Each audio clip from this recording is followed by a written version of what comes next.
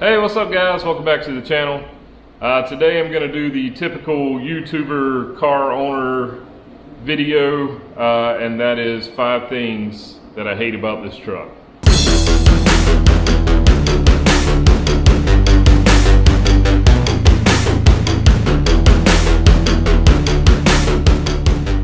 So just to start off, I don't even want to do the 5 things that I hate about the truck, because I don't hate anything about the truck. The truck's awesome. It's been great. We've had it almost a year and a half now, just over 12,000 miles. We don't drive it all the time, but we drive it enough to know the things we love and we don't love about the vehicle. So here they are. Number 1 on my list is diesel. I can't believe I'm saying that, because the decision to buy a diesel truck was a huge decision for me. I took a lot of time trying to figure out if it's something I really wanted to do.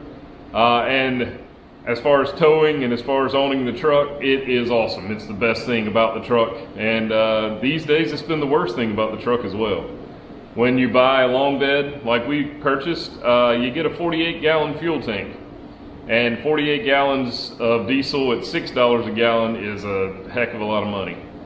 So I find myself filling it up when I have half a tank, and it's still $150 or more, and that really hurts. It's not even the truck's fault, honestly, but diesel is number 1 on my list. Number 2 on my list is something I had a video about a little while back, and I will throw a link to that, I think on this side, possibly this side. I'm pretty sure this side. Anyway, it is the digital readout for the towing of the trailer. I know that made no sense. It is the digital readout for your trailer towing.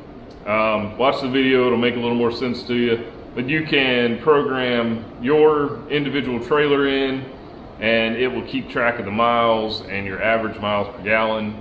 It doesn't work. If you unplug the trailer plug when the truck is off, it doesn't know that it's unplugged, and that seems to make sense. But then again, the way things are so smart and connected in vehicles these days, it doesn't make sense to me. When you start the truck up, it should realize it's not plugged in anymore. The trailer brake realizes that. So I don't get it. I don't know why it would continue to count mileage when there's no trailer connected. Number 3, these ridiculously dusty brakes. The front brakes are terrible. They work fine, they stop, but I can tow my trailer once, and when I get back, say we go on a trip, as soon as I get back, my wheels they're not completely black or anything, but they've got tons of brake dust on them, and that drives me nuts. They make plenty of different materials for brake pads that have no brake dust, or very little. We're paying way too much for these trucks to come with brakes that just have an excessive amount of brake dust. So that drives me crazy. I like to have a clean vehicle, although it's not that clean right now. That's number 3 on the list. It's ridiculous. Number 4, rusty parts. We don't live in the northern part of the United States. It barely snows here, and I clean the underside of my truck because I'm crazy. But from the day I bought it, from the day I got it home, there are rusty pieces underneath, and I don't get that. Why not have a nice undercoating on it from the factory, and at least painted parts with some sort of coating? So number 5 on the list, and I had to really dig deep for this one. The 3-inch hitch on the back of this thing drives me crazy. I own 2-inch shank receivers or ball mounts, whatever they're called. And from past vehicles I've had those. Can't really use those now.